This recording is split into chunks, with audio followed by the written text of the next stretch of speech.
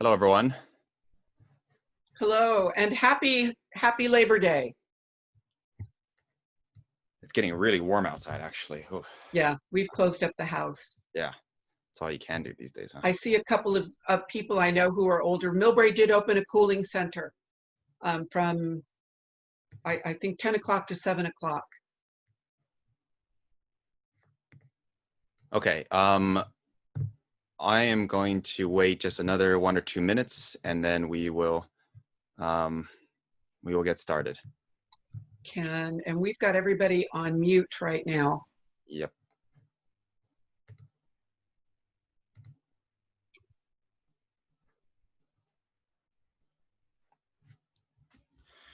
Like somebody was asking about our plans for downtown and um, sort of asking if there's any way we can, I guess, provide a better summary without them having to look To at, watch. yeah, having to watch an hour's worth of this presentation. And Mhm. I was like, yeah, well, if you want the detail, because we're not just rambling for an hour, right? Like, we're giving detail, that's why it takes an hour.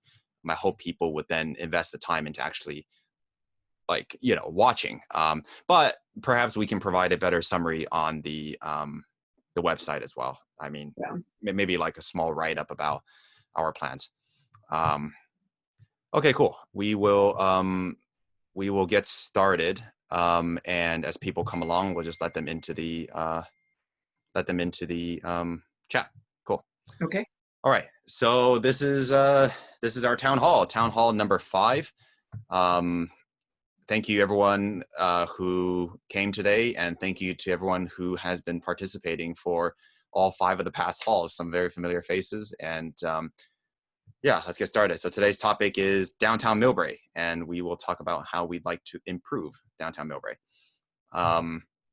So as usual, our introduction slide. Why do we do these?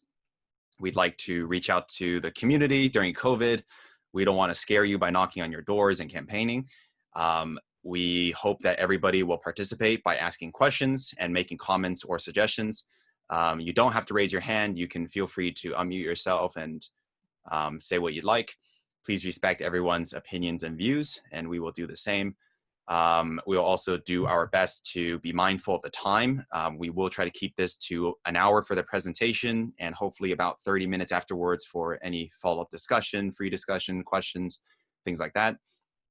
Please try to be specific with your questions and succinct because of time.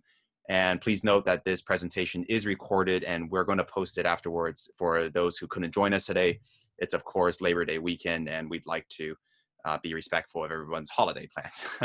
So our agenda for today, we'll talk about diversity, parking, unoccupied storefronts, the Chamber of Commerce, future plans for development, and our business improvement district that does not exist yet. So we'll go into a lot of detail. So if you hear something and we haven't gotten to it on the agenda yet, it's coming up. So here we go. Anne, you want to start us off? Yes. It turns out that a number of our residents in the WeChat community, and maybe others, think that when I talk about diversity in terms of economic development, and possibly when Yo-Yo does, that I mean no more Chinese restaurants. And it actually does not mean that at all. Diversity within the context of economic development is having a healthy mix of different types of businesses. A traditional retail, restaurants, cafes, personal and professional services, residential and office. It can mean having something Millbrae doesn't have a lot of, is some Class A office space that brings in some smaller tech companies. We're never going to be a Google campus. We don't have enough space, but we could bring in smaller tech, which have young employees who go out and eat dinner at night and go out with their friends to the local hangout or microbrewery. They tend to also buy more things because they're building their homes, building their restaurants. So just getting a nice mix of people. It has absolutely nothing to do with race on that. So I just wanted to make sure that people are clear on that. I hopefully will be reaching out to the WeChat community to say, this is not about one particular type of restaurant over another. It might mean we have too many restaurants. Restaurants require more parking than a retail store. And that's one of the reasons why we have a pre-COVID parking problem downtown. But basically, diversity also helps Millbrae's economy, Millbrae's tax base, because right now, when the hotels had to shut down, we're not getting TOT. But if our restaurants were still allowed to work, we're still getting some money in for that. If we still have businesses who are doing online sales, we're still getting sales tax on that. So cities have to look at a diverse base of revenue streams. And that is also part of what diversity means. Take it away, Yo-Yo. Yeah, we want Millbrae to have a strong identity. And throughout any type of future developments and improvements to the district that we make, I'd like to preserve Millbrae's identity to the really furthest extent possible, right? Because we know that there's a lot of things that people love about the character of Millbrae. Other cities have done a great job of doing it. And we want to promote Millbrae as a destination. So when you think of a city like Burlingame, certain things immediately come to mind, like the Apple Store, like outdoor dining, the banks, the Molly Stones, the offices nearby, and the personal services. You think about San Mateo, you think great food, nightlife, you think the theater, young people. So I want Millbrae to have character, and I think a great place to start start building that character would be our downtown. Adding on to what Ann said earlier about diversity, I take responsibility and for my comments 2 years ago when I was running for council. At the time I said, I think, quote, we need more diversity in our downtown, not just more Chinese restaurants. And I think I should have elaborated what I meant by that. What I mean by that is when a downtown is overly saturated, and by the way, that's coming from a downtown, Chinese restaurant owner. When one business district has too much of one thing, it becomes a burden on the community. And we're just trying to avoid that. We're trying to create a business district that's dynamic. We're trying to create a business district where businesses are not competing with each other. And we're trying to create a business district where people have a reason to come more than once a week. There's only so many times you can come to a downtown district for dining out. We'd like to create a place where people can come to get their hair done, or go to the butcher's to get some meat, or go to the supermarket, go to the bank, and also get takeout food. And really, variety and ethnic diversity, all these things are important. So I definitely wish my comments back then were a little bit more refined, if you will, or specific. But I think a lot of people understood exactly what I meant by my comments, which is that we need a dynamic collection of small restaurants in our city. Okay, so we'll talk about parking. So, Andy, do you want to say something? I'm just looking at the time, Yo-Yo. We have quite a few slides. And okay. I think, why don't you do 3 really quick and then ask for questions? Sure. Parking. So is there a lack of parking management, or both? So my experience with parking is that the majority of our parking is taken up by staff and employees of various businesses in the downtown area, especially by large restaurants that operate downtown. So we think that there should be a 2-step solution. First is after COVID, because during COVID, there's no parking problems right now. After COVID, we should implement better enforcement of whatever parking rules we have that are already existing. So we're not proposing any new rules. We're saying, let's do a better job of making sure people are following the 2-hour limits in our lots, make sure that the parking is being freed up for customers. And we should make sure that businesses are actually participating in our commercial parking permit program. That's a program where employees should be parking in designated streets like Magnolia Avenue instead of in the downtown corridor. These are spaces reserved for patrons who are coming in and out of businesses. And Andy, do you want to talk about the transportation demand management? Well, transportation demand management plans require usually a larger business, but it could be something, for example, the size of Tai Wu restaurant, of how are they going to get their employees in? Do they have programs that encourage their employees to take mass transit to get to work, thereby keeping local parking for customers? Really and truly, parking should be for customers. All the two projects at the BART station will have transportation demand management plans. Any new large project in Millbrae will have those. And it can include, when I worked for Hewlett Packard, you could get a pass for using the train to get to work. But there's a range of activities for that. Other things that you can do is try to encourage your employees to live close by if you can. TDMs go into quite a bit of detail. Yeah. But certainly a couple of our larger, and now that we have a parking improvement district that the city has already passed, TDMs perhaps will get talked about more, because COVID's going to end and we're going to go back to the way we were, and we're going to need to have parking so people can get to our merchants. Yeah. And the second step of this is if parking continues to remain an issue, and I think that were we to improve our downtown and significantly increase our passenger and vehicular traffic, we may have to explore other options that might be unpopular, like implementation of parking meters.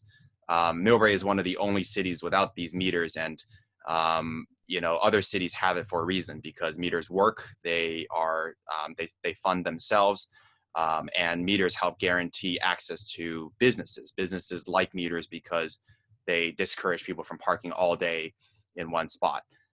But again, that's if parking remains an issue. We can first explore how we can better manage whatever existing parking we have. Unoccupied storefronts. So people agree that empty storefronts aren't good for our downtown. They don't look good. They don't generate revenue for the city. We have multiple storefronts that have been empty for years and years, some of them for more than a decade, and they're not well maintained. So we have two ideas. I'll talk about one of them, and I'll talk about the other. So one idea is streamlining what are commonly known as temporary activations, but more popularly, they're known as pop-up shops. So these are, for example, a makeup store or a dessert place that only wants to open for 1 or 2 months.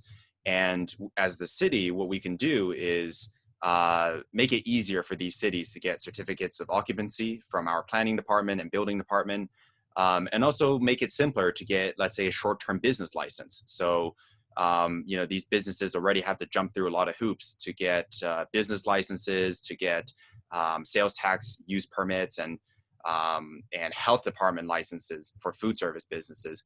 I think we as a city can make it easier for those who just want to rent short-term to get started with their businesses, for their small business. And that also encourages landlords to rent out on a short-term basis. Right now, landlords might be waiting for the perfect tenant to come in to rent for the next 20 years. And what we're saying is that, landlords can't free ride on the community, right? Like, the community expects businesses to be open. The community expects there to be, a merchant actually working in there. And by making it easier for landlords to actually fill these vacancies, I think we can start making progress to chipping away at the empty storefront rate. And I would add that Yo-Yo has found at least one example where this is happening. Santa Cruz, which has a very lively downtown that survived the devastation of the '89 earthquake. So it has a very engaging downtown that you want to visit as an out-of-towner. The other action here is something that will come before council. So I am not giving an opinion, but it is something that the city manager and I have talked about. And it's an ordinance that San Francisco has put into effect, as has Emeryville, and other cities around the country have put this in. And it's if you're going to leave your property vacant. Now, let's say your tenant just moves out, so it's sitting vacant for a couple of months. That's not what we're talking about. But you have to, within a certain amount of time, get a new tenant in there, or you're going to pay a fee to the city. Because when you have a vacant storefront, it pulls all the businesses near it down. And there's lots of information about this and what happened in San Francisco as a few vacancies happened and then more vacancies, and it spiraled down. When they put this ordinance in pre-COVID, how it helped things back. I don't want to go into too much because we're at 3:14. And if you've got a question, if you go to the bottom of your screen and you see the participants bar, you'll see 22 participants there. If you click on that, it will take you to where you can raise your hand, or just unmute yourself and interrupt us. We are perfectly okay being interrupted in this environment where not all of us are used to how to behave on Zoom. Feel free to say, I've got a question. Yeah. So I see that Marilyn Cooney has a question. Yes, Marilyn. You might want to help. Never mind. She's gone. I have a question. I've wondered for a very long time why owners of commercial property in Millbrae, and for that matter, other places in this area, tolerate or allow their property to go unoccupied for long periods of time. I assume they're paying property tax on that property, and I can't imagine that they're paying large amount of property tax with no rental income. It just doesn't make any economic sense. And I can't imagine that there's nobody out there who would be willing to rent that property. Is there something that I'm missing here? We have a couple of theories. Number one, a lot of our properties are owned. They've been in the same family for decades, generations, and the family may have moved away. And the property tax that they pay is so small that the loss of revenue doesn't seem to matter to them. It could mean that we have new landlords who are holding out for really high square footage rates, something that is not practical on that. And other properties, sometimes we have some ideas, and our sheriff's department has some ideas that I can't say publicly. This ordinance is a way to try to stop that from happening. You know, we have some of these storefronts that are owned by LLCs, and Prop 13 applies to Prop 13, which limits property tax and the market value of properties. It also applies to these commercial real estate tenants. So some people are getting away with paying, less than you would on your house for their commercial property tax. And also, there's no real incentive to open. Like in the business world, paying $10,000 a year to keep something empty, just waiting for that right opportunity to either redevelop the property or to find the perfect tenant, because the costs are so low. There's no incentive really to rent it out. So we'll actually talk later in this presentation about how we can disincentivize further. Like the registration ordinance would essentially add an extra fee. We'll also talk about how a business improvement district can not only attract new tenants, but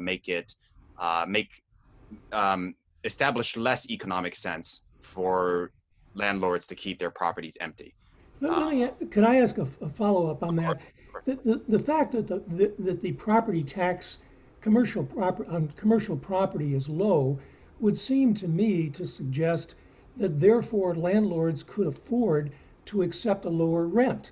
If you impose a higher property tax, they're presumably going to charge more rent, and therefore they may have more difficulty finding a tenant. The fact that the property tax is low would suggest to me it ought to be easier for them to rent the place if they want to. Why do they not want to? Can I jump in? Can I jump in for 5 seconds as a CPA? Go ahead, Doug.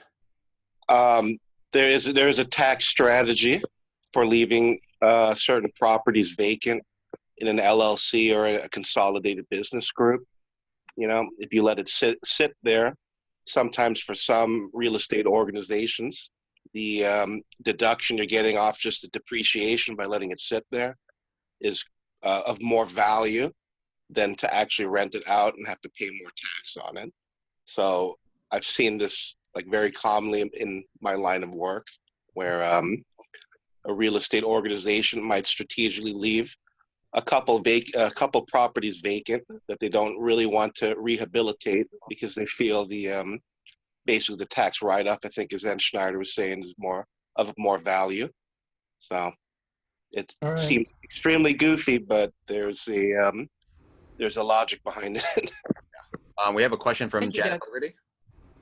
I think that one of the reasons that our properties are not getting the kind of reinvestment they need to attract some good tenants is because they don't have the resources to upgrade their property. So, you Good know, point. the electrical is either bad or not sufficiently strong to support all of the devices that people now need in their shops. They have plumbing issues, they have roof issues. So that leads me to ask you if you could speak a little bit about the business improvement district and how that might help with this issue. Yeah. Janet, can you hang on to that? We're going to get to that, Yeah. as well as some incentives the city might do to help invigorate our properties downtown. But that's an excellent point. Thank you. Yeah. Yeah, we'll come to the BID in just a moment. The Chamber of Commerce. So currently, I think this is a personal opinion. I'm not sure if Anne agrees, but it is a bit underfunded, and I think membership isn't as strong as it could be. I think we have a lot of new merchants who aren't, who don't see the benefit of having a strong Chamber of Commerce, and because participation is voluntary, you know, the paying the $400, $500 fee every year is a totally voluntary thing. It's sometimes hard to get those merchants to all buy into this central organization. The Chamber of Commerce does host our annual Art and Wine Festival, which was supposed to be today. That's too bad. It was canceled due to COVID-19. And that's always been a large source of revenue for the Chamber, and also a focal event for the city of Millbrae. It attracts so many visitors every year. They currently host the weekend farmers market on the 200th block of Broadway. I think a lot of people go there. And yeah, we just want to explore more ways in which we can help the Chamber of Commerce. I would only add that during previous economic downturns, the city of Millbrae outsourced programs that they used to do, and the chamber has picked them up. So for example, the State of the City is a chamber sponsored event. The holiday tree lighting is a chamber sponsored event. The chamber does a lot of small things and picked it up when the city couldn't afford it. So I'm very loyal. I'm a chamber member. You can, as an individual, become a chamber member. But I think as we get a couple of big projects off the city's to-do list, the city, the chamber, our businesses, we can do a lot more working together with each other. So I'm a loyal chamber person. It would be nice if we could get some of our newer businesses to join. It would help them because they are membership funded. I think, and then of course the Art and Wine Festival is a big fundraiser to pay for staff salary. I think the chamber deserves more regular funding. I don't know if there are mechanisms that we can establish between the city and the chamber to almost provide more funding. You know, the chamber, after all, is promoting the city. But we'll also talk about how the BID has a lot of overlaps with what the chamber is already doing. You know, in the future, if we were to establish a BID, the chamber and the BID would, you know, simultaneously exist. So yeah, we'll go into that in just a second. Future development. So on this slide, you can see an example of a renovation that is planned for 230 Broadway, one of the buildings that's currently a bridal shop and a formal wear shop. We put the note there that style needs improvement because we do want to talk a little bit about how we can encourage renovation and investment into actually redeveloping certain outdated buildings, ugly buildings in our downtown, but at the same time preserve character and ensure that, you know, that buildings between each other have some sort of how do you pronounce that word? Congruity, you know, like uniformity. Congruity. Yeah. Okay. Congruity, but also a somewhat thematic architectural style. It doesn't mean that everything has to be 1920s Art Deco, but some similarity to the style, which is something that the planning department, community development department is currently working on. Right. you know, they're going to redevelop the Office Depot really soon. So we're going to get rid of the Office Depot, and we're going to make it mixed use development. And oh yeah, and what does mixed use mean? So mixed use, generally speaking, means there's residential and there's commercial, or commercial and office and residential, and it can be a mix of everything.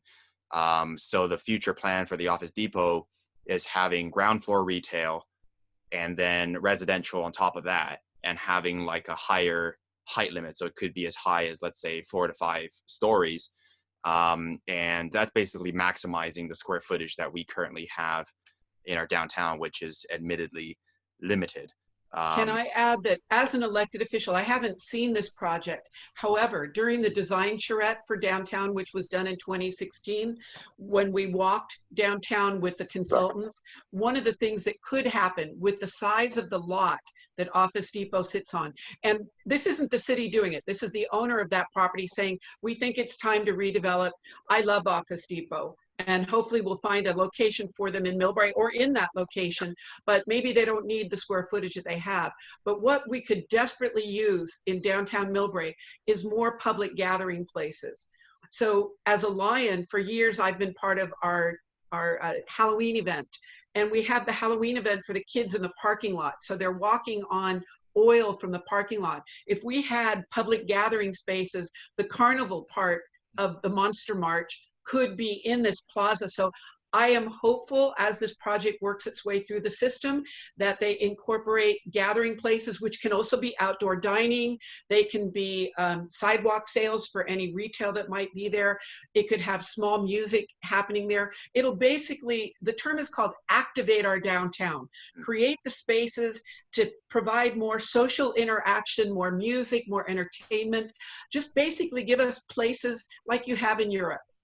Yeah. And the piazzas, the plazas, that type of environment, protected from our lovely wind, of course. Yeah. Open spaces and planning will also go into sort of the specific plan that is being put through. And as part of the specific plan process, we want to make sure that what Ann just talked about, these piazzas, these open spaces, sort of future community benefits that can be delivered from downtown spaces is all incorporated into that. Shoot, I was going to say one more thing. Never mind. All right. So the city is currently revising and, you know, and drafting this new El Camino Real and downtown specific plan. So, you know, this is a huge thing because it dictates sort of, what the city anticipates and what it wants to see in the future in terms of density around El Camino Real. That's El Camino running all the way up to Cappuccino in the north and the BART station in the south. And also this whole downtown region. So we marked out 7-Eleven there so you can see where that is. And as you can see, like we have some big plans for the area. And 7-Eleven there has been redeveloped into mixed use. We see a parking lot potentially turned into a park space. This is just a draft. But and Yo-Yo, to help people, everything in pink are currently either parking lots or properties that we know are possibly going to come before us for planning, like the Burger King lot, etc. If you look at the top of the page, that's the Magnolia parking lot, which could become more parking, but also housing mixed use on that. So on La Cruz and on Hillcrest would be active frontage space, meaning some kind of retail. And then on top, in the middle on Magnolia could be townhomes or row houses. There was a developer who, right when I got elected to council, basically proposed something very much like that. A Millbrae entity who proposed that one. So these are all things that are going to come through the general plan and the downtown specific plan. None of this is planned, but just next to the 7-Eleven is a surface city parking lot. The city has 7 surface parking lots that over time could be developed. The city is working on a process to make sure that we get the best value for our properties. I can't go into more of that because it'll come before council. Yeah, I'm not on the council yet, so I'll just say I think for the surface parking lots, to definitely like a huge opportunity that we're missing out on, right? I mean, pretty much cities up and down the bay, they've gotten rid of their surface parking lots. They're either selling them to developers who are going to deliver a much greater community benefit. And by the way, like they are preserving the amount of parking. So they're going to underground parking or make it part of the new structure. So there's a lot of opportunity in our downtown. And just to be clear, this is a specific plan. So it's a planning document to guide the city. It isn't, there aren't any, for example, the 7-Eleven doesn't have any current plans before the city council to be redeveloped. This is just a sort of vision for downtown Millbrae. And I mean, and a lot of this is put together by consultants, but the specific plan is also put together with a lot of input from the community, right? And the residents and the business owners. Correct. Back in 2016, if you remember, there was the storefront that used to, for the old timers here, the old Schneider's clothing store, not related. And that was the headquarters for the design charrette. And the public was invited to come in. That's when the experiment with the temporary parklets were there. And the city and the consultants did about 6, 7, maybe even a year's worth of outreach. The problem was that the developers or the consultants came in with a plan, but California law had moved on and the densities no longer fit what California law is. This is a priority development area because it's close to a transportation hub or transportation lines, and new California laws dictate increased densities. So the plan is back getting updated before it even went out as a draft. I see we have a question from CUN. Hi, my name is Carolina. Hi, Carolina. Question regarding the what you have on your screen now, with some of those areas, the Magnolia parking lot and that parking space near 7-Eleven currently having charging stations. Do you know if those charging stations are going to be moved somewhere else throughout the city? Oh, you mean the charging stations next to the 16 Mile House? Yeah. No, the 16 Mile House, that's not going to be touched. The area, if you look at where the 7-Eleven is and then look at that little pink structure next to it, that's the parking lot. It doesn't currently have any electric car charging stations. All of them, there are no projects currently moving on these. Yeah. Well, you're showing a parking space, a park space there. Yeah. This is just a vision, a mock-up, a vision. Yeah, there's no plans to make it a park right now. And even if the specific plan calls for open space, that doesn't mean that it's going to become a park overnight. This is something that is potentially like 5 or 10 years down the future. And, as an electric car driver myself, I would hope that if the electric car, stations were relocated, if that became a park, that we would relocate the EV station somewhere else. I know exactly what charges you're talking about. And they're the new higher, faster chargers. Yeah, exactly. The ones from I can't imagine. The city is working on expanding our EV charging, and I didn't have a chance to update Yo-Yo that one of the potential businesses who's looking at Millbrae of moving in is an electric sales, why am I forgetting my terms? Like car dealership. A dealership, an electric car dealership, which would be so lovely to have in Millbrae.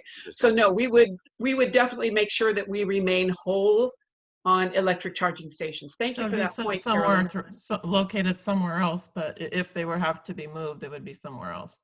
Correct. Okay. Correct. Thank you. This is still envisioned. Plus, right now, just like Safeway, it took us years to get Safeway to live up to its requirement to put in its charging stations. We don't want to see them go away. We want more. And by the way, just sticking on the, because EV stations were mentioned, my vision is to get the EV chargers back to free. When the EV chargers first came to Millbrae, they were free, and now it costs more to charge in public than it costs to charge at home, which is silly. I think we can encourage people to come downtown by, massively increasing the number of charging stations and also making it free. But anyways, Carolina, if you're interested in talking about that, we can connect offline about that too. Jean Perry? Jean, are you there? Yes, I'm here. Hi. I just wanted to say that we need to do more than preserve parking as it is now, because it really is very challenging. If you need to carry something heavy to the post office on a Saturday, it's like good luck with parking within blocks away. So I really think we need to be more proactive in terms of, with these redevelopments, to have really a lot more parking for the people who can't always walk there. Mm-hmm. Yeah, and that's why we want a lot more public participation too, so that these accessibility issues are represented. If you look at, again, this is a mock-up and a really preliminary like sketch, but you know, for example, this parking lot, which the farmers market is currently in, these two are where the farmers market currently are. These two are where the farmers market is, yeah. And you see here it says basement public parking. You know, this FedEx lot here calls for basement public parking. There's basement parking here. So even as we redevelop, we will have to, you know, keep a really good eye on the parking and making sure that there's turnover, you know, there's turnover and that there's enough parking space to support all the merchants as we grow. So yeah. Jean, just a comment on the post office. They lease that building. They've already moved the sorting of Millbrae's mail to Burlingame. I think that's when we started having some of our problems and Millbrae mail getting misdelivered. But in theory, or what I have heard, is when that lease is gone, the post office will be moving and they'll be shrinking the size, because a lot of what we don't see that's in the back, they don't use right now. But with everything happening with the U.S. Postal Service at the federal level, this is make sure we keep a good eye on that. I don't want to lose a Millbrae post office. Definitely not. All right. So BID. We keep hearing about it. What is a business improvement district? So it's also known as a community benefit district, but you know, it's abbreviated CBD, which has you know, connotations with other things. So we like to call it a BID. But it doesn't only include businesses. It includes the residential, the residents that live in the area. It also includes public spaces and city-owned properties like parking lots. And it also includes offices. They're very common. There's 10 in Oakland. There's 18 in San Francisco. There's almost 80 of them in New York. Burlingame, San Mateo, Redwood City all have one each. And they're basically formed when people come together and a weighted majority of business owners or property owners agree to pay a yearly assessment into a restricted fund. And I say restricted fund because the money that's paid is not really a tax. It's a, hold on, sorry, my Siri was going off. It's not really a tax because the money isn't given to the city of Millbrae. It's collected by the county and then, you know, on the property tax roll, and it's managed by a private, independent, nonprofit, and non-governmental company. So it's different from a chamber of commerce, and I think that's what's really great about a BID is that the participation, once 50% of people agree, it's mandatory, right? So everybody pays into this pot, and it basically, for lack of a better word, almost forces people to invest in the district. And you know, you draw out the district where this would be. So I'm not sure. Maybe Anne, you can speak about the boundaries of our current proposed district. But our boundaries are the entire length of El Camino Real to all the way up to the San Bruno border. So from Burlingame to San Bruno, including Park Boulevard and Park Place, and including Broadway, and any business that might open onto La Cruz or Victoria, etc.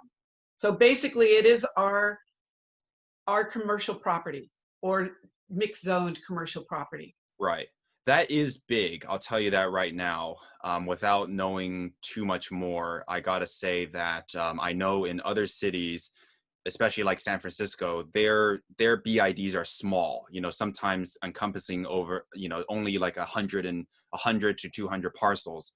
And the reason for that is because each district has its own needs. So for example, if you make a BID too big, if you make it the entire length of Millbrae's El Camino Real, perhaps it will be harder to administer the benefits, and it will be harder to make people see that they're getting a benefit out of the area. I think that's a good point, Yo-Yo. I actually don't know why the city did that, but it is all a priority development area, which then may open up some funding opportunities, but it's also so that there's a consistent overall plan instead of piecemeal the way our El Camino currently is. Sure. Not the frontage. The frontage everybody loves. Yeah. We love the frontage roads. So anyways, BID, I think my focus would be first and foremost on really the core district. So anything south of McDonald's, north of the old Millbrae Theater, that sort of core area, possibly including our TOD projects. But you really want to have this defined closed area where people see a real need for special benefits. And we list the special benefits here that are common to BIDs. So for example, signage, that can be a large, installing a large arch that says Millbrae, or putting up advertisements, banners. You could, a lot of BIDs are responsible for trees, pruning, hedging, greening, power washing the streets on a daily basis. Currently the city does a lot of washing, but it's done by our public works guys. And, sometimes BIDs like to do it themselves. You have destination marketing. So for example, Burlingame, their BID provides a shuttle. I think they call it the Burlingame trolley. And it goes between the hotels and the downtown to help ferry visitors to the downtown area. And that's super great because you're literally pulling people into your, district.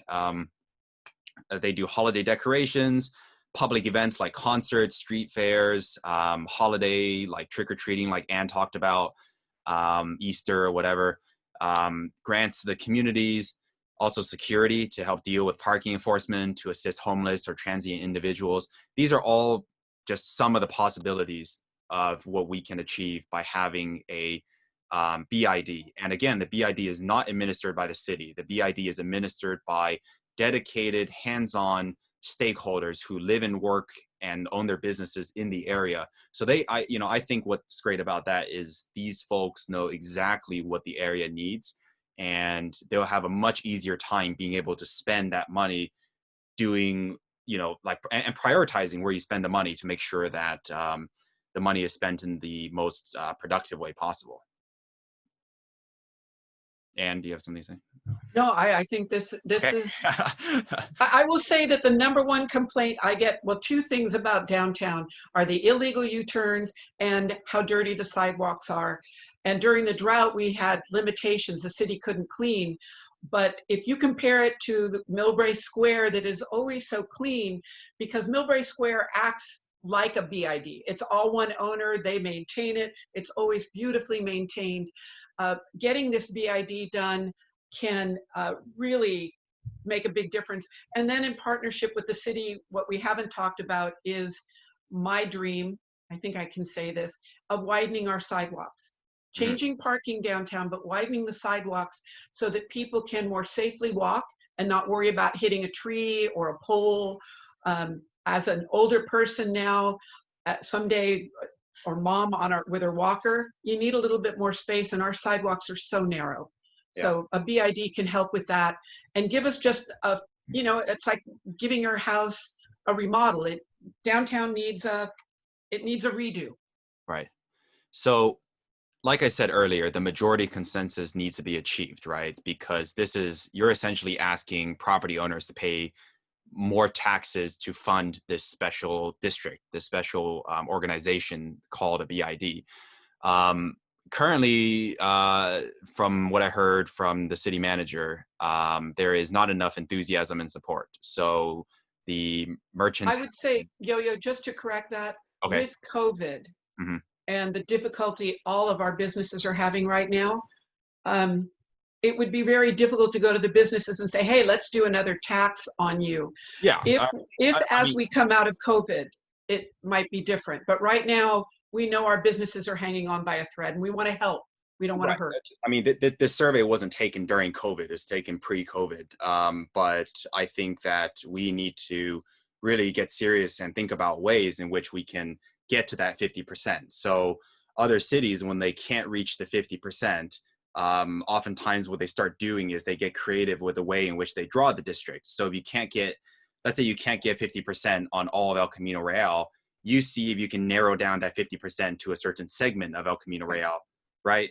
You know, and we can find where the support is strongest. And also, by the way, you know, I think Ann previously mentioned with all of California's props, like Prop 218, we can't just tax the most expensive properties the most money. It can't be ad valorem, so it needs to be based on the benefit received.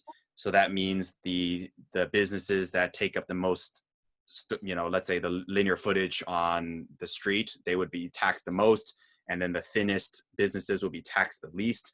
So anyways, there's weird ways of making it work, but I'm pretty confident that if we talk with the stakeholders, possibly right as we're getting out of COVID or, you know, shortly thereafter, I'm even willing to go one-to-one with these property owners and talk with them and say, hey, like, what is it that the city has to do for you to agree to this, you know, just a small extra fee or tax every year? It's an investment. How can we get you to buy in? And we've been talking about this for like a decade, you know, and I know, I'm not going to mention names, but there are council members who have been talking about this for so long, almost, you know, nearly a decade. And it's time to take action. You know, it's time to find out who's holding out, and it's time to figure out how we can help them get over their lack of confidence in Millbrae. I think we can do that by finishing the specific plan, getting it finalized, and show that we have this cohesive idea for how we're going to move Millbrae's downtown forward. I'd like our developers, you know, for example, Republic Urban, who's doing the BART station, Anton, who's going to redo the El Rancho Inn. I think the developers should be part of their community. So they should pay into the BID. They should contribute and pay a little bit into the fund and help us with startup money. And also in the meantime, we should host more events in the downtown area. We should do more outdoor dining on the weekends, like Burlingame. We're missing a huge opportunity to show property owners that, hey, like when the city actually invests in the downtown, people will come, people will spend money here. And I think we've traditionally not done a really great job of that. So I really want to, you know, before you tell property owners that you're going to make downtown more vibrant, show them how you're going to do it, right? Show them by hosting more events, show them by encouraging outdoor events, show them that even during COVID, we can have a lively, cohesive downtown district. And anything to add? I'm good. Questions? Anyone? I'm scanning, looking for raised hands. So, or jump on in. So you have to unmute yourself. We were also talking earlier about I think in a prior town hall about how we want to shift thinking and action from short term to long term. And I think that just reflects our need to make investments rather than just spend money, and be targeted and have a plan behind every dollar that we spend. So on the left are examples of things that we have done. On the right are examples of things that we could have done that could have had a more longer, more lasting, and more holistic impact on the area. So, you know, we gave $100,000 to 10 businesses, 10,000 to each business in response to the COVID-19 pandemic. And these businesses could have been anything from daycares to house builders. It wasn't necessarily targeted to our downtown.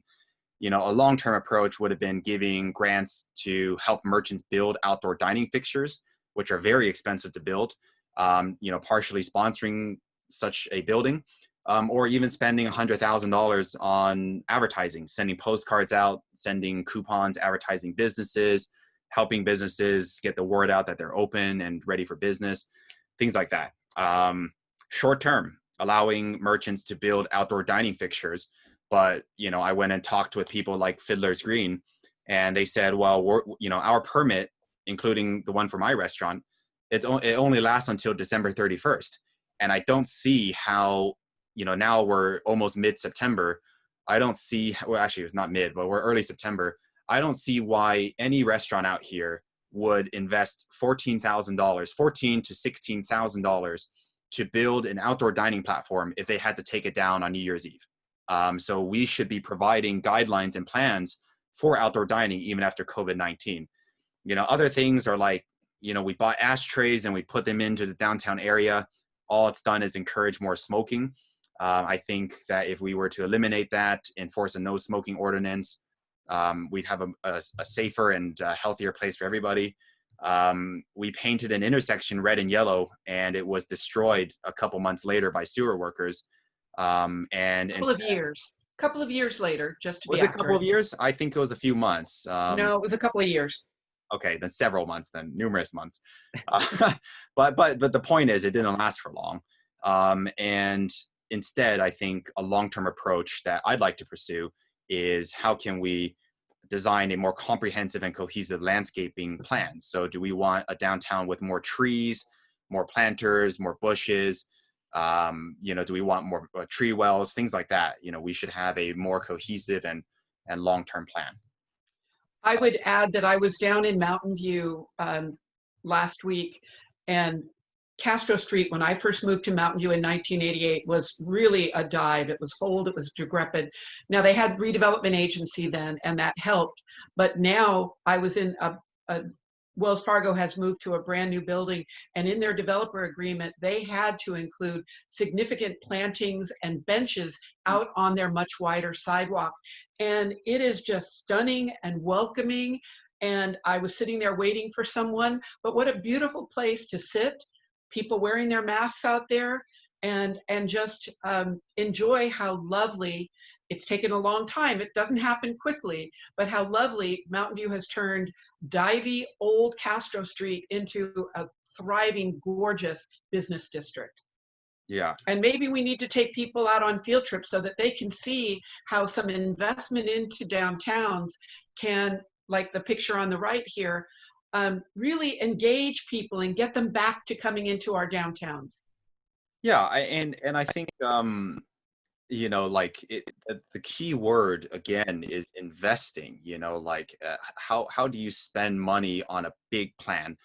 I think Burlingame took a very long time to put something together, but the result and the millions of dollars they invested into their district has resulted into just a flurry of new activity, merchants, high profile merchants. And you saw even businesses in Burlingame that were already thriving, like the Apple Store, they invested again into their district to renovate the entire Apple Store. And that's what other businesses are doing too. That's an example of how when you demonstrate that your district has long-term stability, businesses and business owners and investors, they'll be more willing to actually set up shop and partner with the city in a way to throw more money at the city and really just invest in the residents and the overall plan for our downtown district. On the left here is what we just built at Wonderful, my restaurant. We're going to put some outdoor furniture there. This was inspired by Fiddler's Green. If you guys drive by Fiddler's every single day, lunch and dinner, I mean, holy moly, they are packed full, and it's good for them. I mean, I wish that for every single merchant. But like I said, not every merchant has the financial resources to do this. And also they're nervous. They're nervous that by December, they have to take down this platform. And there's no certainty for merchants right now about how building, and investing money plays into a larger plan. So I think really, if I were elected into council, and I'm sure Ann wants to double down on this, it's how can we as leaders of the city create more certainty in this city, more certainty for small businesses, and how can we really support small businesses in their recovery from COVID? Yeah, Ann, do you have anything to add to that? Let me speculate. Right now, under all of the COVID pandemic recovery plans, money has gone to people so they can put food on their table, which is clearly priority number one. So far, not any money has come to local government, should some money come to local government. And my number one priority is that we not have to do layoffs, that we won't lose our very maintenance and park staff that maintain the city, because we're still getting caught up from the previous recession on that. So I will fight to my end to make sure we don't lose staff. But I would be, given that this hasn't come to council, I'm trying to make sure I'm not breaking any of my rules that I have to live under, but I would be supportive of the city investing in some permanent infrastructure improvements as a way to be a partner with the businesses. I think in previous city councils, when we've discussed, there are a couple of council members who believe it's entirely the responsibility of the businesses. And I see it as a mutual responsibility. Totally. If our businesses do well, then the city is going to get better tax basis from that. So it's a win-win for us to work together with this. And I think that's where I might disagree with, you know, one or two of the other council members who see it entirely as a business owner's responsibility. It is sad because I came on board after redevelopment, so I've never known what it's like to have that redevelopment fund that you could use to help relocate a business. I mean, there's some lovely restaurants on El Camino Real near the BART station, and if that is eminent domain by high-speed rail, I don't want to lose those restaurants. They are good restaurants, but we don't have redevelopment to help them move into downtown. So I think a big part of any council member and of the people that you're going to elect is how can we really think outside the box to support our business community. We'll get through the pandemic. We're going to lose businesses. It is just, I'm surprised we haven't lost as many that I've heard in Millbrae. But we're going to lose some, but how are we going to reinvigorate? How are we going to get those employees, if they live here in Millbrae, how are we going to get them back working? I think a big part of our effort is economic development. That is, besides safety, economic development are our two priorities for next year. Climate change is my third, but I think it also fits part and parcel with economic development. So. There, you know, and we're doing actually pretty good on time. This is the second to last slide. We still got a few minutes, so I just want to, because you just reminded me of like one of the frustrations. You know, I'm hands-on with my business, right, and it drives me up a wall. That would be an understatement when I hear a specific council member. A specific council member is very notorious for this, and again, I don't want to name names. But this council member would always say things like, "Oh, I feel like Millbrae businesses don't take accountability, right? They don't invest into their downtown, and therefore we can't take any steps to return that investment, right?" And it doesn't work like that, right? It hasn't worked like that. We've tried this for the past decade. This person's been on the council for nearly a decade. You cannot keep, if something's not working, let's not keep trying it, right? And, you know, like, for example, we do our part. And, you know, this council member's comments are insulting because we do our part. We sweep our own sidewalks. We wash our sidewalks ourselves sometimes. You know, we've invested nearly $14,000 building this outdoor dining platform. You know, we market ourselves. We tell our employees to carpool to work. We rent them local housing so they don't take up parking spaces. We've taken, you know, we've gone the whole 9 yards to, you know, be responsible business owners. And so have a lot of other businesses in Millbrae. But what has the city actually done to support merchants, right? Like, it cannot all be merchants. A lot of these things are such larger plans, way above our individual pay grades as business owners, and also way beyond most of these business owners' expertises, right? Like, business owners shouldn't have to think about, oh, well, what is the specific plan going to look like, right? That's why we're electing a city council, because the city council, as part of their normal bureaucratic, you know, civil service, they're expected to create a business environment that is cohesive, that is vibrant, that has economic vitality. It can't all be up to the business owners. I would say, Yo-Yo, that it's a team effort. Let me bring is. back what Janet said earlier. If we have a business, a location that's owned by people who are barely, just hanging on. Yeah. I think that it's tough because the city is going to take a COVID hit. But let's assume that we have some money there. Can the city, in partnership with that business, do a grant program, a carrot rather than a stick, to upgrade the electrical? Or can we try to find low-income loans working with our businesses to help them get that, and maybe reduce permit fees, but still full inspections? The other problem that our downtown has, Broadway has, is a lot of the individual businesses' space is too small for what current businesses like to have. That's what's made business attraction, one of the things that's made business attraction to Broadway difficult. Yeah. If you look at the square footage on Broadway and on Burlingame Avenue in Burlingame, the square footage is greater, and that gives them a greater range of people. So I think, again, together, the city, the community, and our businesses, if we can get to that place where we work together, we're one community, we rise together on that. And then, Janet, I would love to hear ideas, and we keep searching out for business development opportunities. Right now, the county is investing in communities of color because they recognize that, for example, the Latino community has been heavily hit by COVID and COVID deaths. So San Bruno has been added to the list of perhaps San Bruno businesses on San Mateo Avenue getting some additional funds that could help them upgrade their property. And so looking at that kind of program, how can we do that, coupled with probably the ordinance that says, hey, you got to do something, but carrot, we would much prefer carrot before stick on things. But all of you on this call are still working or have retired and have long work histories. Let's get together and talk about what could work, maybe what didn't work 20 years ago, but possibly could work now. But we need to have community conversation on that. And we need to start doing, okay, let's not debate it and study it for 10 years. Let's try it. I see a raised hand, and I'm going to finish these last three slides. These are super. And then Lawrence, we will get to you. Yeah, these are super quick though.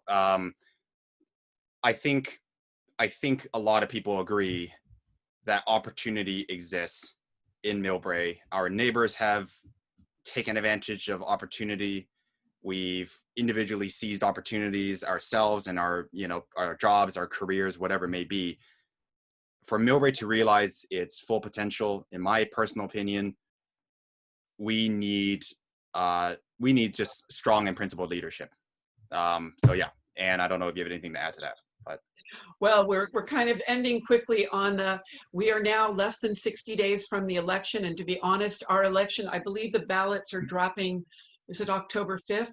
Yeah. Election day is just a few weeks away. I know that my signs are now ready to go out. If you're interested in either a Schneider or a Shui sign, please get in touch with either one of us. Okay. And this is the crunch is coming. Millbrae Community Television has announced when they're having the candidate forum. The forum is usually much nicer. You don't quite get to dive into details, but it is a way to get to learn where the candidates are.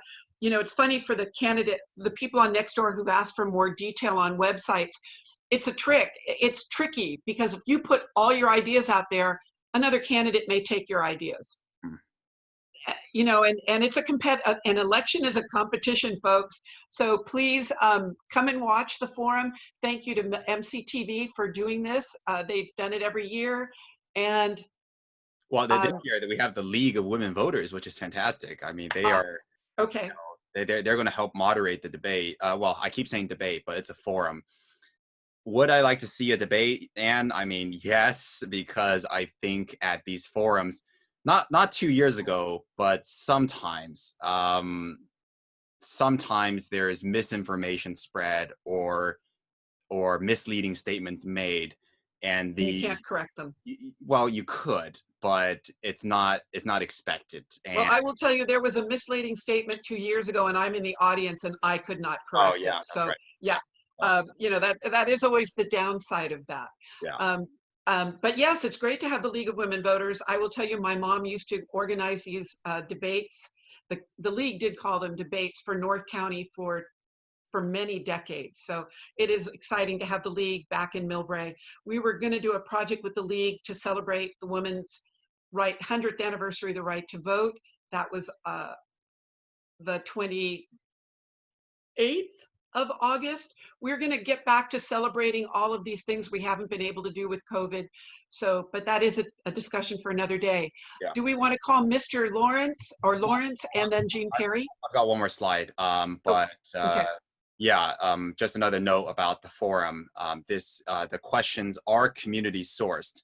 So as you can see, there's an email address here. And we're going to email this out, don't worry, as a follow-up after this town hall. But you know, if you wanted to actually hear from the candidates and you want to see if somebody's full of hot air or if they actually know their policy, well, there's your chance. You know, submit an email question. And yeah, what's great about these forums is that even though there's not much fact checking, you can still really get to know someone's idea, their thinking process. And yeah, I definitely encourage everybody to mark this date in your calendar, October 3rd. I'm not sure if we have a town hall that day. I sure hope we don't. We will reschedule. If it is, we will reschedule, or we could do it back to back. No, we won't do it back to back. You have to get there early. Well, I don't know. Earlier, in the time of COVID, I'm not exactly sure. Yeah. This is the last slide, and then we'll take the questions, okay? And don't worry, we'll stay and we'll let people who need to leave. And if you want to stay, we'll stay for up to an hour and talk with people. So campaigning updates. We need your help with signage and publicity. So please help us put up a regular size sign. This size here. Anne has one in her video too. And if you've already put up a sign, please find another neighbor to help us out and spread the word.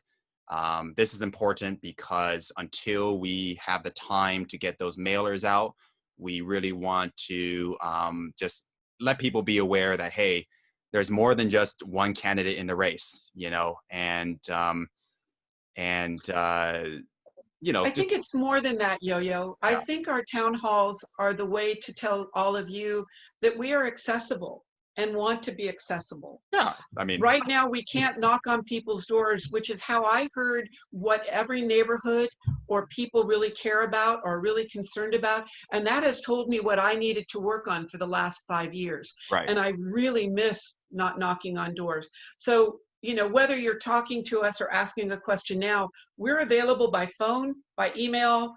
I don't text, but other than that, well, I do text, but I don't text politically, only for friends.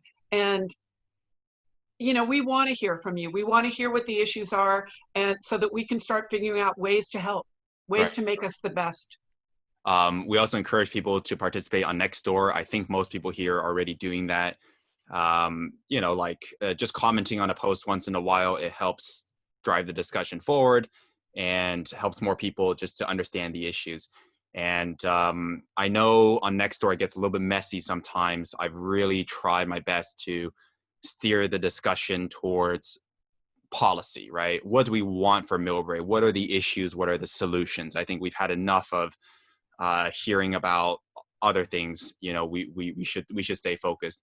And also, last thing, if anybody is so inclined and so generous, Anne and I could use your donations. One of the other candidates raised $40,000 in. No, 60. Excuse me, $60,000. 60,000. I don't know. You know, this is why if I get elected, I am going to push with. I don't know the English expression, but I'm going to push so hard for campaign finance limits, because it is not normal to raise and spend $60,000 on a city election, a local city election of 23,000 people. But that's another topic. You know, any donations will be spent on the campaign. It will help Anne and me get mailers out, signs out, website, things like that. And, you know. Let's go to Lawrence, who has been very patient, then Jean, then Janet. Great, thank you. Hi, this is Lawrence. Thank you. First, I just want to thank both of you for your time on this and the other meetings like this. It's very important and very helpful, and I found them very informative, and I appreciate your time.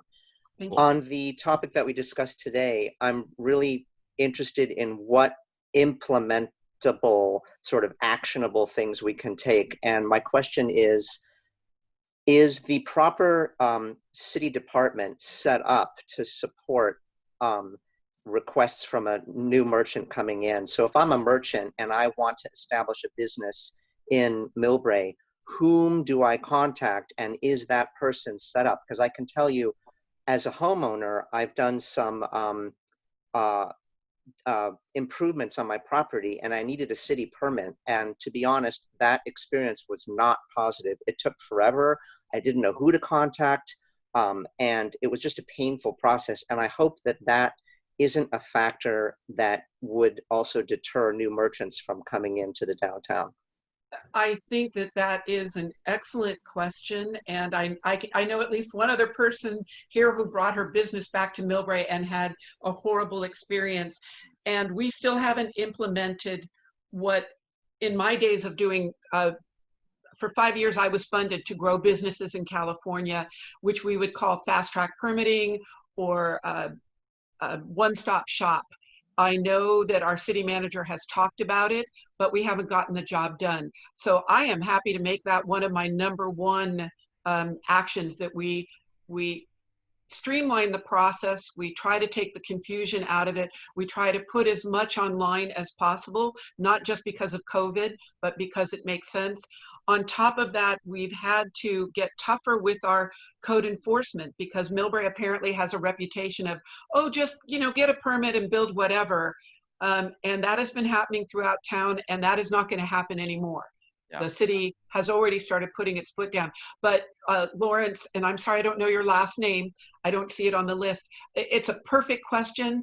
I have a little more ability than Yo-Yo right now, because I can call the city manager saying, Tom, this is absolutely critical as we come out of this recession to get this job and to make it easier for both our residents and our businesses. Great point to bring up. Well, it's on my list. I can call Tom and say the same, perhaps with less credibility, but I can call him and say the same thing. Lawrence, you know, in response to the other part of your question, which was about the implementation, right? Like, there, you know, it's staggered, right? So not everything comes at the same time. We don't have the bandwidth for everything at the same time either. I think the shortest term thing that we need to get accomplished is the COVID plan, right? We have no COVID plan whatsoever, at least not one that is inspiring a lot of confidence with merchants, right?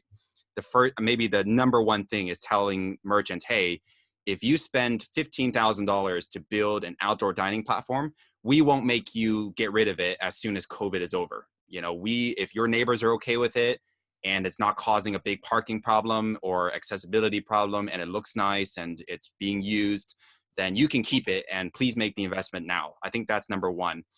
Number two is hosting events, right? Because we're talking about taking advantage of the last few days of summer, last few days of the warm weather.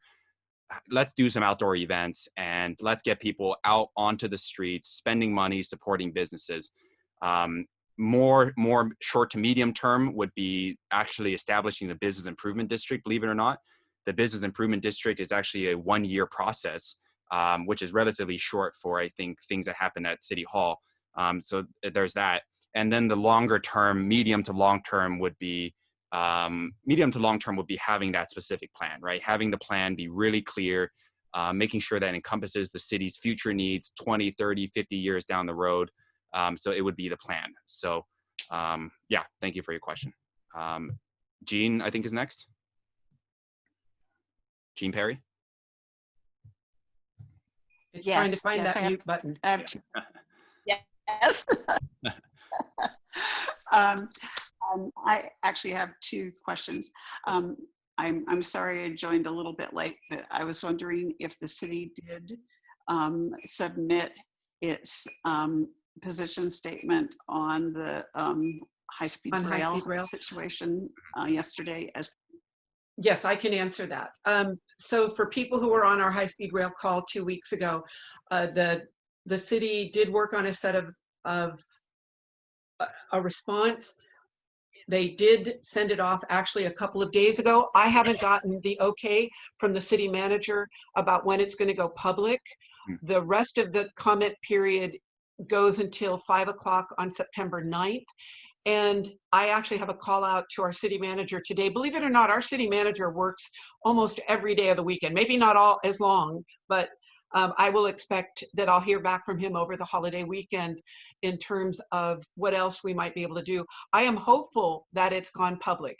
I was told it would go public on the 4th, which would have been yesterday, but I don't have an answer yet for it, Jean. But what would be the best way that I can alert the community? How about I put it on my, I will put it on my campaign Facebook page as soon as it's public, and where the URL is, where it's been posted at City Hall. You also put on Nextdoor, right? Oh yeah, I can put it on Nextdoor. Yeah. Jean, did you have a second question? I did, and I can't remember it, so I guess we'll have to Come back save to it for another time. Oh, I know what it was. Yeah. I have actually emailed different times to the individual who alerts us when the town halls or the meetings such as this is about how do I make a campaign donation, and I have gotten no response. So where do I get the answer to that? We will respond to that question very rapidly. For me, if you'd like to make a donation, you can go to my website, shuiformillbrae.com. For Anne, you can go to her website too, which is I'm looking it up right now. Yeah. Hold on. Yeah, we'll let Anne find Vote AnnSchneider2020.com. VoteAnnSchneider2020.com. And then it'll also be up on my website that's related to my my signs. I am reusing my signs. I work in the recycling industry. I'm saving money, but I waited until I got a special ruling from the state of California that I could reuse my signs just in case anybody wants to be nasty in this election. So took me a little bit longer, but have an affirmative answer from the state that the signs can be reused. Yeah. All right. Thank you very much. And thank you, Jean, and thank you for, I see some of you who've already given donations. I thank you, please. Very grateful. Janet, please. I had basically the same question that Jean had, and that is how to make a donation and where to send a donation and who to make it out to. So maybe you could send that out in an email or put it up on the screen when you screen share. Yeah. So that we'll have that handy. I did do a very long posting on Nextdoor, but I will do a shorter abbreviated one. For the people who are new to giving political campaign donations, they are going to ask who you work for, because it's a way to make sure, one way to make sure that you're not being forced by your employer to make a donation. It's one of the reasons. So there's a tiny bit of paperwork that goes along with making a donation. When Yo-Yo and I do what's called a Form 460, we have to attribute, make sure that everyone has done a legal donation. Yeah, for anyone, anyone who donates more than $100, we have to list that information out. We have to collect the information for everybody, but we have to mandatory list it for over $100. We will send it out. We're not saying no or making it difficult to take the money. We'll send it out, and thank you in advance. And really, again, donation money is spent diligently. We're not buying ourselves food or drinks with it. It is just for campaign materials. Anne has reused her signs. My signs are from 2018.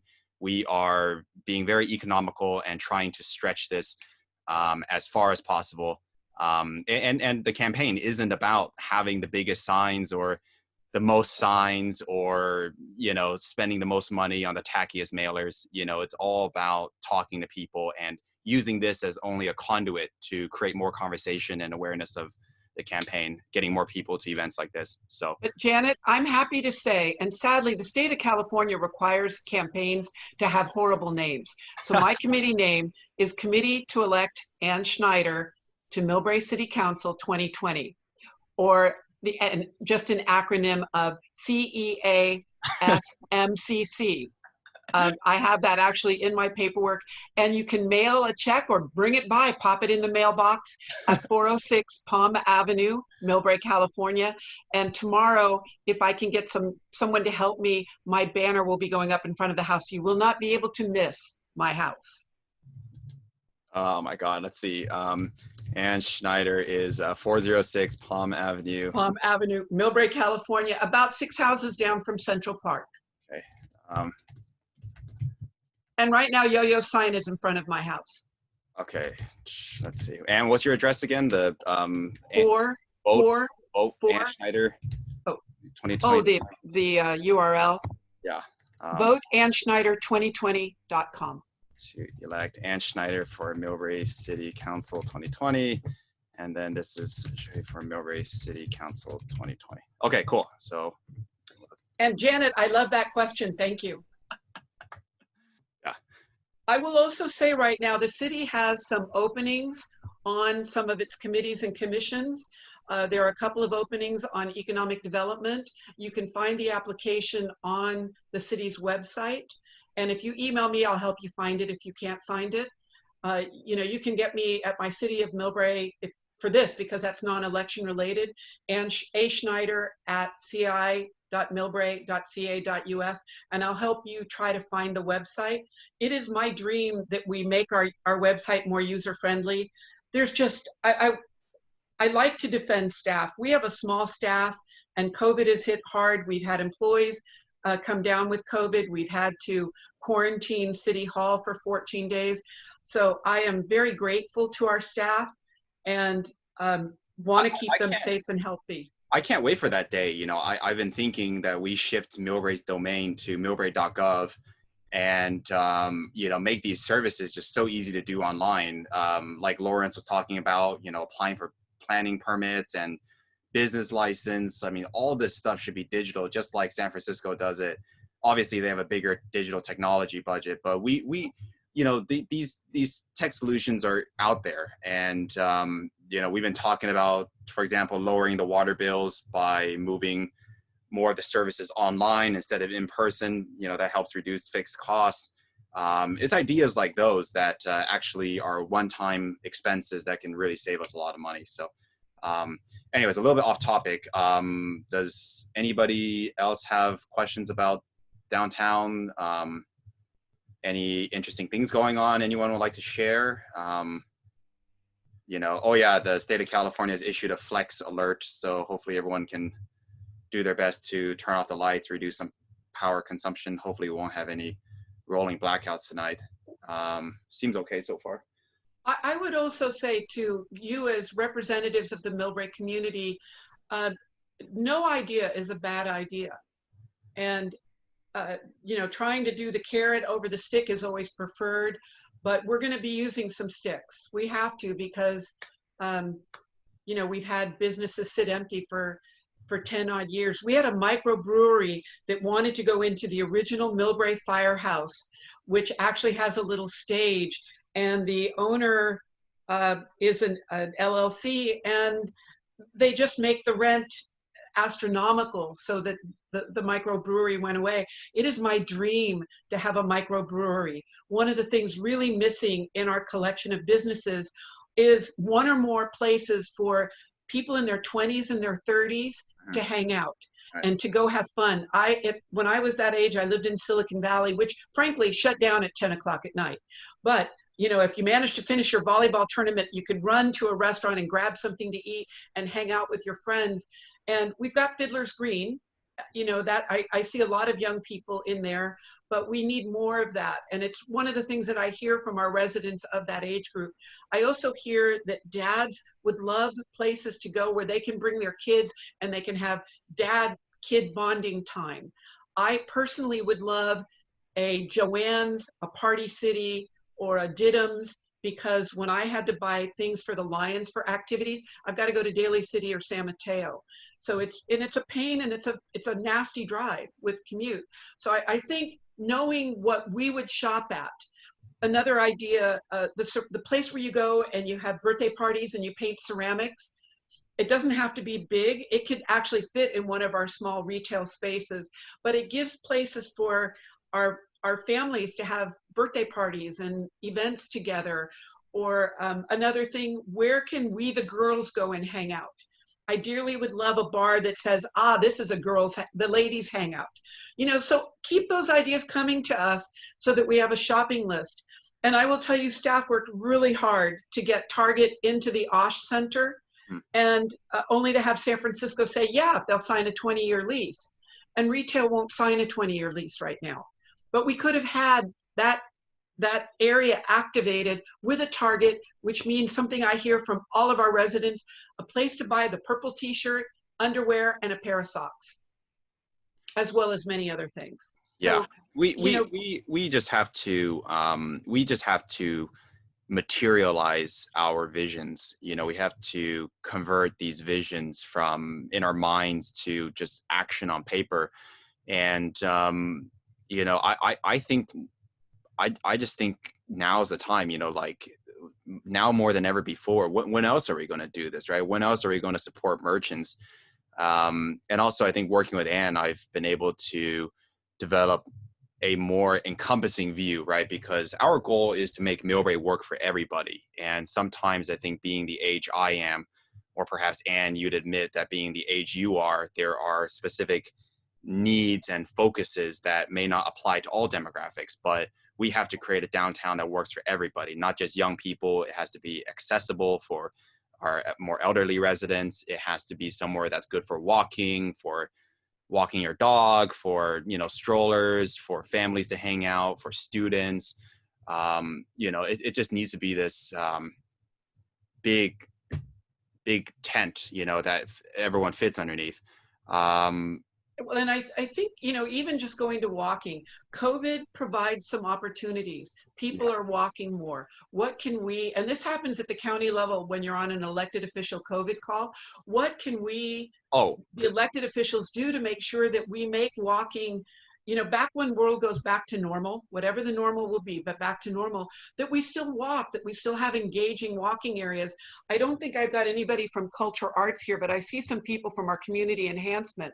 And culture arts and community enhancement and I, Debbie Van Wart and Carol Krasilnikoff, we walked downtown just prior to shelter in place, identifying small improvements that will make people feel better about going to downtown. But for culture arts, we have public art now. So creating a map of public art and creating a walking tour of public art. And when the new TODs come online, we're going to have more public art. So ideas like that, I want to hear all your ideas. And then just finding the time with the community, with our committees, with subcommittees of our committees to help do the work, we can make Millbrae a pretty amazing place. We have that dog park idea, and I know that in San Diego's Little Italy Business Improvement District, they actually, you know, did a lot more landscaping, and they ended up putting the dog park in their downtown district, you know, and that is a potential idea. You know, we keep rambling on about this dog park. Maybe downtown is the future location of said dog park. But anyways, yeah, we're coming up on the half hour. Questions? I don't know how many people, I mean, anyone have a comment, last comment, closing comments? Nobody? Okay. Yeah, it's good to see everyone, lots of familiar faces. And anyone with questions about high-speed rail, so that I don't want to say something publicly, call me and I can give you some updates over the phone. It's not a secret. It's just when, as an elected official, I get correspondence from the city attorney, I have to have permission. I have to know that it's public before I say anything. And it's all good news. I've read the letter. They took some of my edits in it. So the neighborhoods are part of it. And I think it's good. Yeah. Okay. I think everybody is satisfied with the comments and questions for now. We can always be reached offline, as you all know, and we'll host another town hall in 2 weeks. In the meantime, Anne and I have been trying to talk more to stakeholders, just educate ourselves a little bit more. If anyone has suggestions about what we should talk about in 2 weeks, just send us an email. And we'll keep doing these until election day. And I think they've been great so far. I can't believe we're on number 5. That's pretty cool. And yeah, we'll just keep these going. Excellent. So I want to thank you all for giving up an hour and a half of your Labor Day weekend. And tomorrow is my birthday. So I will be out, I hope, putting some signs out. So I'm now healed enough to do a little bit of exercise, but I wish that everybody be very safe this weekend. I know that there is a march planned for, and I think, is Amy still on the call? I think it's 4 o'clock. I'm still under strict orders to social distance. Monday at 1 o'clock. Yeah. Monday at 1 o'clock. Yeah. On that, please be safe this weekend, and please have a lovely Labor Day weekend. Yeah. Happy birthday. Happy birthday. Thank you. All right. Take care, everyone. Okay, you guys be safe. Thank you.